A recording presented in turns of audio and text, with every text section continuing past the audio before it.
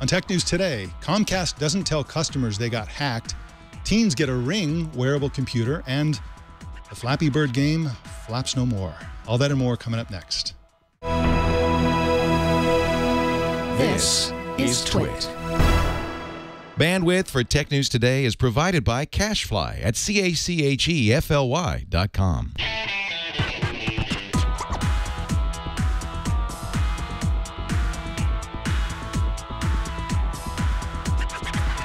It's Monday, February 10th, 2014, and this is Tech News Today. This episode is brought to you by RingCentral, the cloud-based phone system we use here at Twit. And it just got better with the launch of Meetings, the first full-service video conferencing feature. RingCentral starts at under $25 per month per user with zero startup costs. Try it now with a 30-day risk-free trial. Buy one desk phone and get a second phone free up to 20 phones. Call 800-543-9980 or visit ringcentral.com and use the promo code TWIT. And by Gazelle, the fast and simple way to sell your used gadgets. Find out what your used iPhone, iPad, and other Apple products are worth at Gazelle.com. Welcome to Tech News Today. I'm Mike Elgin. I'm Sarah Lane. And I'm Jason Howell. Tech News Today explores the top tech news in 30 minutes or less. Well, we have a quick alert before we get to the rest of the news. Comcast's mail servers were hacked on February 5th. The hacker group Null Crew FTS posted the details of their exploit on Pastebin for 24 hours, along with a list of Comcast's mail servers.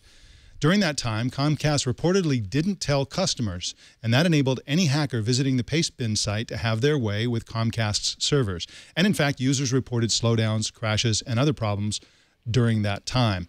Comcast customers have not been told to change passwords, so that's what we're doing here. Everyone, if you're a Comcast customer, change your password. Yeah, Comcast, what's the problem? Yeah, this is only going to make it worse on themselves. That's right. This is a terrible idea for them to leave their servers vulnerable. The only defense, I guess, is if they didn't know, and that's not a very good defense. So this is bad customer Companies service. have said, not Comcast specifically, but in the past, that when accused of staying quiet for too long, it's because the company's trying to figure out what was going on. So we didn't want to alert anybody until we knew what actually was breached, what kind of data has been stolen. But I think it proves time and time again that silence just makes you look incompetent and insecure. That's right. So make sure you change your password. Well, we accelerated to the top of the show, this next story. It's about a startup called Ringlings. And the reason we put it to the top of the show is that one of the co-founders actually stepped away from a presentation she was making at NYU just to do this show, and then she's going to be going back. We're going to be revealing this product for the first time anywhere that I'm aware of. So this product is actually a wearable computing device for teenagers. Ringlings is a ring that connects to a smartphone with Bluetooth Low Energy, and it also comes with an iOS or Android app, and users can customize the color and pattern of blinking lights on the ring to show notifications and other information. So joining us is Jeannie Mullen, who is a co-founder at Ringlings. Thanks for joining us. Thank you. Very excited to be here. So can we see the ring? Get right to it. You can see a version of the ring. It's kind of a preview version. This will not be the final ring that goes out to market. Oh, looks like I'm actually getting a text right now from Bill, one of our other co-founders. So let me put the ring down. But Ringlings, we've created a number of rings, from fashionable outside party rings like the one that you've seen that was actually worn in a fashion show this week at the Raoul Penaranda Fashion Show at New York Fashion Week, all the way down to more utility-based rings, which are a little bit less beautiful, but definitely have the same capability to connect you to people who are trying to get in touch if they matter to you. And it allows you to filter through all of the messages that you receive on a daily basis and just be notified by the people that matter. Well, I understand that you're taking pre-orders in March. When will the ring ship, and how much will it cost? That's a great question. So we will be launching officially on March 8th at a demo day that the RGA Accelerator is helping coordinate, and we are one of 10 companies in the accelerator. The product will go live for pre-orders as early as March 8th, and they'll be shipping within a few weeks from that date. It's kind of a controversial area of wearable computing, which is that, you know, some of the high definition, more sophisticated devices, like Google Glass or even other devices that are more expensive and more complicated than Google Glass, as well as big bulky watches from Samsung and other vendors, they're powerful, but they're also kind of bulky, conspicuous, and expensive. The other school of thought is where you guys are, which is that you can go low cost and less bulky, although that's a pretty big ring, by using blinking lights. There's another product called the Ion glasses, which is a smart glasses that takes a similar approach, which has colored blinking lights that you can customize. Do you really think that this the blinking lights interface is going to be acceptable to a lot of consumers? Yeah, it's really interesting because we have the option to do blinking lights as well as a vibration. And in all of the focus groups we've done with teens and college-age students, what they've told us is that during the day when they're at class or when they're at church or when they're somewhere at a gymnastics meet or something else, they're probably going to want the notification to be subtle, more of a custom vibration. But when they're out with their friends in the afternoon or the evening, or they're at an event or a party, they definitely want the lights to be blinking. So we think it's going to be a customizable solution that people will integrate into their lifestyle. How do you account for all the different sizes of people's fingers?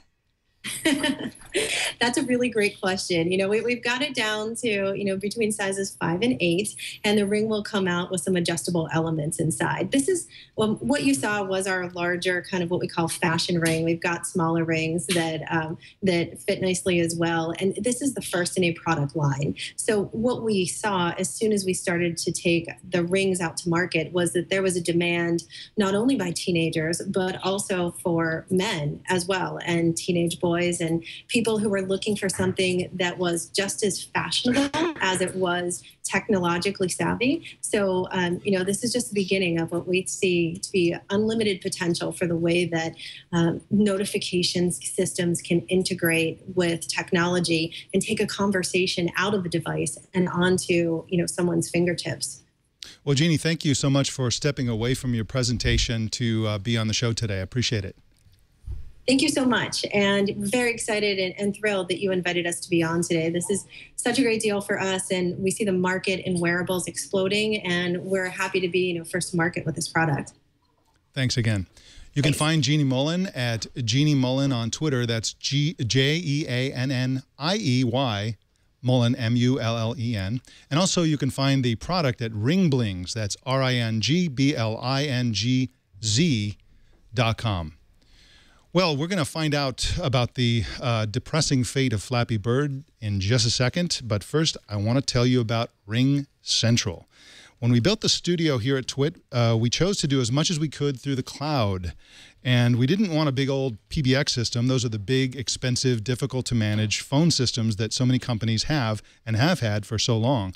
So when we decided to go cloud-based with the phone system, Ring Central was kind of an obvious choice for us. We love Ring Central because it has zero startup costs, no PBX hardware to install or maintain, which saves us a lot of time, money, and headaches. And now Ring Central has meetings. So in addition to all that we love about Ring Central, the receiving voicemails through email, the sending and receiving fax messages from our smartphones, and the auto receptionist who greets our callers and announces employees and department extensions. Now with meetings, we can host face-to-face meetings in high def and share desktop documents with anyone, anytime, anywhere on any device. Meetings makes Ring Central the single best business solution on the market today. Ring Central offers an all-inclusive prices under $25 per month per user, and you can start right now with a 30-day risk-free trial. And they have a special offer for listeners of Tech News Today. When you buy one desk phone, you get a second phone free up to 20 phones. So call this number, 800-543-9980. That's 800-543-9980. Or you can go to ringcentral.com and use the promo code TWiT, and we thank Ring Central for their sponsorship of Tech News Today. Over the weekend, the developer of Flappy Bird, everyone's favorite app, Dong Nguyen, tweeted that he was going to be removing the game from the App Store, and a lot of people thought, oh, what is this? Is this some sort of a show thing, see how many downloads you can get because you're threatening to get rid of it? No.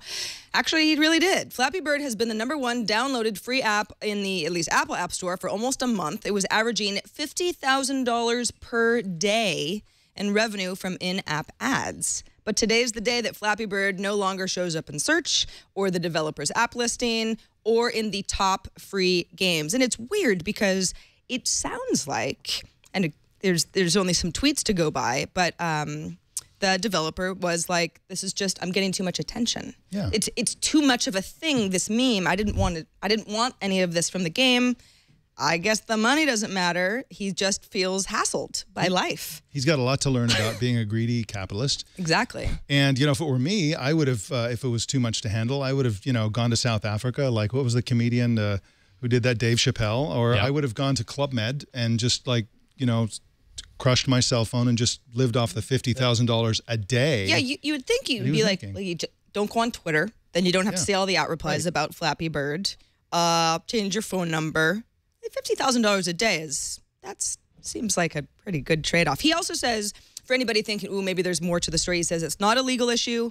He also says he's not interested in selling the game. He just doesn't want it to exist anymore. I guess money isn't an incentive enough. Although Jason Calacanis on Twitter actually just tweeted that the Flappy Bird inspired games, those are very hot right now. In the top 100 are Fly Birdie, Flappy Bee, Flying Floppy Unicorn, Fluffy versus Flappy, and Flappy Plane. That's the new big thing since, you know, the birds are Flying birds are Floppy Unicorn sounds like a compelling title. What do you think? I'm going to have to look that up. What's interesting about this, though, is from a support standpoint, right? You have one guy that created a game that suddenly gets millions upon millions of downloads. Think about how many contacts through both of the app stores, both Android App Store and the iTunes App Store, that he's getting regularly just to give support to people. When you're talking about millions upon millions of people, that's undoable for one person. That's quite a lot of pressure. I have to imagine that's part of this. Well, Yahoo is partnering with Yelp to improve local results. Yelp reviews and listings will show up as results in Yahoo searches going forward starting in a few weeks.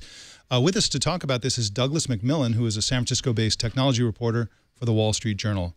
Thank you for joining us, Douglas. Hey, guys. How you doing? So you reported that Yahoo's 2010 search deal with Microsoft has been a disappointment for Yahoo. You said that in your article yesterday. In what way has this been a disappointment? Well, basically, Yahoo decided to exit kind of the core web search technology several years ago under Marissa Mayer's predecessor, Carol Bartz.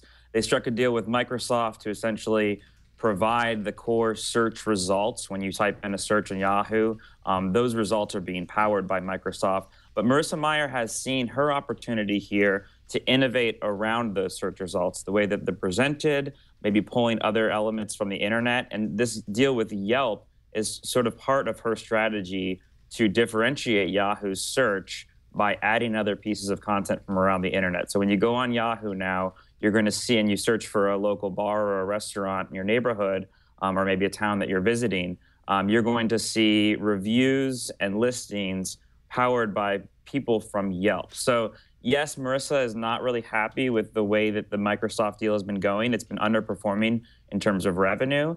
This is her opportunity or part of her strategy to kind of boost those results and try to get people more excited about the Yahoo search experience. It seems to me that Yahoo seems to spend a lot, you know, every Yahoo announcement seems to be that they're buying a company or they're partnering with some other company for technology or for the data.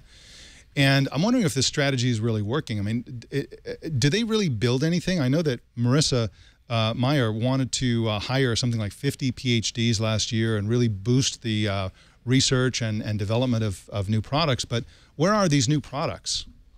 So they've been releasing a few new mobile apps. They got a lot of credit for a really slick-looking weather app that they came out with last year. They more recently came out with Yahoo News Digest, which is a way to summarize news. Mostly right. Most of the new products they've been shipping have been sort of updates on the core Yahoo properties like Flickr, Yahoo Finance, Yahoo News. Mostly they've been giving these kind of a facelift or a refresh. I think you're going to start to see more products rolling out maybe towards the end of this year and into next year, because what's going to happen soon with Yahoo is that Alibaba is going to IPO. And when Alibaba IPOs, Yahoo's stake in Alibaba is going to sell, and Yahoo is going to have all this cash to invest in more innovations. But more importantly, Yahoo's stock ticker is finally going to reflect, you know, what Marissa Mayer is doing and what Yahoo is. Because right now, a lot of traders and people who own Yahoo stock are basically investing on the promise of Alibaba. So I think once Marissa's under pressure to really, show Wall Street what she's doing and where she is in this turnaround, you're going to start seeing more kind of innovation and perhaps more kind of fruits of these acquisitions and these investments that you were mentioning. So you're pretty optimistic about Yahoo's prospects going forward? I think it remains to be seen. You hear mixed things about the company. I think that she's definitely the new CEO, engineering-focused product CEO, has definitely breathed a new life and kind of a new hope inside the organization. But there are people coming and going, and you hear mixed things as well. So I think maybe, towards the end of this year or next year, you're going to start to see people starting to really judge whether Marissa's turnaround is working. Well, thank you, Douglas, for coming on the show today to tell us about this, and I really appreciated your story. It was a great story. So thanks for coming on. Thank you. You can find Douglas McMillan at DMAC1 on Twitter. Well, we've got a new tablet. I was going to say notebook, and I was like, that's not what I'm talking about. Tablets. Asus's VivoTab Note 8, which is an 8-inch Windows 8.1 tablet with support for a Wacom pen input, has gone live in Microsoft's U.S. store. It's the 32-gigabyte model anyway. We saw a 64 earlier at CES. That doesn't appear to be available. The 32-gigabyte model is going for $329, a little higher than what it was quoted at CES. It was $299 back in January. But my question is, do we even have room in our hearts for another tablet? And the reason I asked that question is because Zal Billamoria, who's a partner over at venture capital firm Andreessen Horowitz, wrote an opinion piece over the weekend, which was published by Recode, that consumers are losing interest in tablets altogether. And he pointed to, he worked at Netflix for some time and Microsoft before that, pointed to a variety of challenges, particularly at Netflix, that showed even though when Netflix had an iPad app that came out initially, and of course, this is sort of the early days where really the iPad was the only tablet to beat. At first, there was a lot of attention. It won like a design award, and then over time, he noticed that with binge watching of things like House of Cards, Orange is the New Black, that the iPhone usage was skyrocketing, and the iPad usage was waning. And he says that it kind of applies to tablets in general, not just anything iOS, but the fact that the tablet is sort of that middle ground, not quite a laptop, but not really mobile either. Well, part of the problem for tablets is that phones keep getting so much better. The screens are so awesome. And if you're going to, lay in the bed and hold up a device, a phone can be easier. People are watching all over the place, not just in their living room or in their homes. They're watching while they're walking around sometimes, and phones are, of course, better than that. The other problem with tablets is the urgency to upgrade your tablet, and this doesn't speak to the Netflix consumption or consumption of content, but to the sales. Mm-hmm. You buy a tablet, if you bought an iPhone 4 a few years ago, it's still perfectly good. I mean, it's like tablets they're not like phones where you really want to upgrade every year or every other year.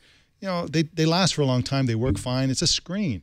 And as long as it's a good screen, then you're not going to keep buying it. I think tablets are here to stay. I don't think people are going to stop using them. I just think they're never going to get anywhere near smartphones in terms of sales or in terms of content consumption. I think the big issue, and by the way, there have been a lot of dissenting opinions about people saying you're crazy. The tablet market is just getting started. But as Bill Moria notes, only 12% of all tablets have cellular connections. Now, if you don't have a cellular connection, then you always have to think about, am I going to have Wi-Fi? Is this the airport where I have to pay for it, this and that? I have a cellular connection with my iPad, and it's one of these things that, you don't even think about it. You just honestly don't think about it. It acts more like a phone, just with that connection that is always on.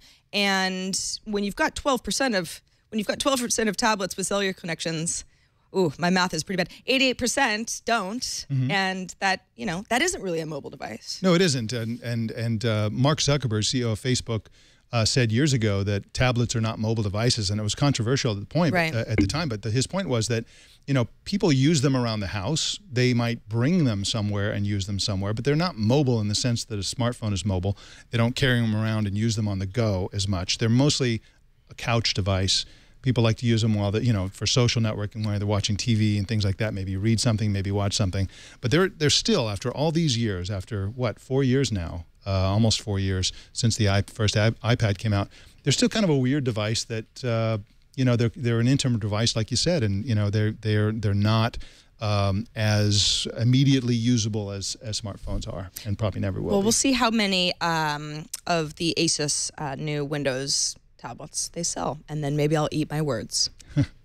Well, the United Arab Emirates government plans to test flying drones to deliver packages. Yes, sounds familiar, right? Amazon talked about this earlier last year.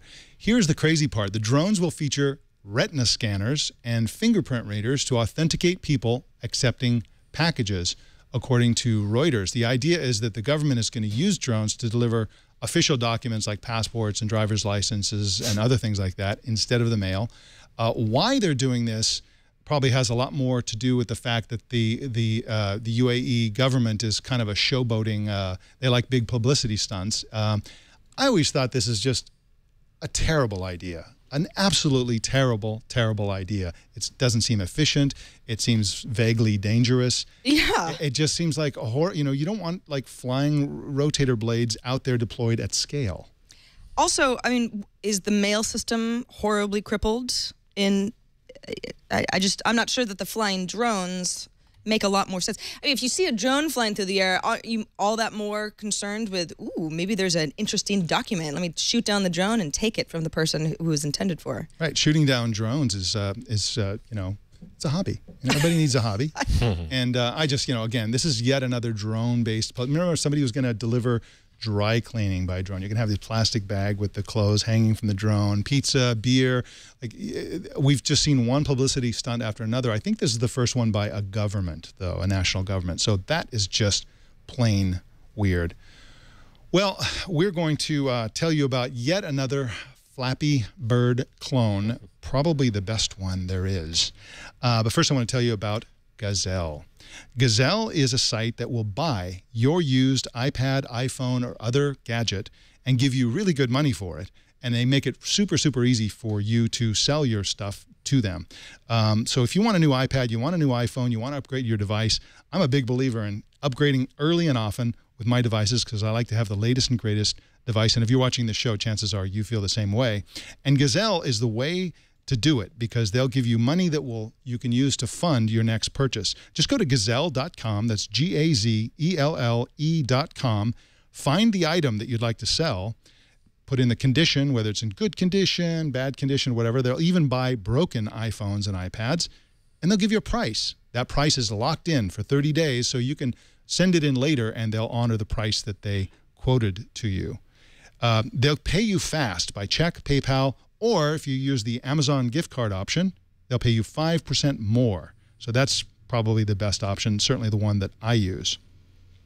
Payment is fast. As I said, offers are good for 30 days, and Gazelle will even wipe your data. So if you have personal data on the device that you send in, Gazelle will erase it permanently so nobody can ever get access to your personal data. Gazelle's paid more than $100 million to over 700,000 customers. Most items even qualify for a free box. So find out what your iPhone is worth. Take a minute and go to gazelle.com to find out. Do it now because your iPhone may lose value the longer you wait. Well, we said in a recent show that the restaurant reservation service OpenTable is no longer supported by Apple's Siri, but a viewer named Jacob points out that OpenTable, in fact, was added back to Siri more than a year ago. So we thank Jacob for that correction. Back to speaking out my reservation requests. That's right. That's good. I actually have never tried that. Yeah. So it's like a duh tip that I just found out about. So thank you, Jacob. We did mention that Flappy Bird appears to be dead and gone for now anyway, but don't worry because Flappy Doge can fill the void in your life. Flappy Doge is exactly what it sounds like. It's a browser game. It plays like Flappy Bird, but with the digital currency world's favorite Shiba Inu puppies. It's free, and it doesn't have any ads, so you can... Oh, yeah, see, I'm not very good at it. Yeah. I'm not very good at Flappy Birds. I wouldn't imagine that I would be good at Flappy Doge either. No, see, I can't even get one. No, it's infuriating. See, this is how it starts. Yep. This is how it starts. You just want to get one. That's why. Hey. There you go. Ooh, yeah. No, okay. You just got one. That's well, all. we have some news in Tech News Tonight. Sarah is going to be taking over Tech News Tonight, our 4 p.m. Pacific newscast true. every day. I am. Yeah, Mike and I decided to divide and conquer you all by sort of anchoring the morning and the evening shows. And we hope that you all like the changes as well.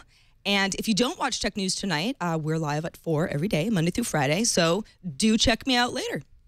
Absolutely. Effective immediately. Absolutely. And you did Tech News Today for what, more than 3.5 years, right? Yeah. Well, yeah. I mean, Tech News Today we've had several iterations of the show. I'm looking over at Jason. Jason, I don't even remember when you came over, but it was about 3 or 4 months after the launch of the show. There you go. Somewhere around there. Yeah. It's a wonderful show, and I look forward to the next chapter. I'm looking forward to Tech News Tonight with you anchoring as well. Well, thank you. And of course, we will be working together on breaking news as well. And that's our show.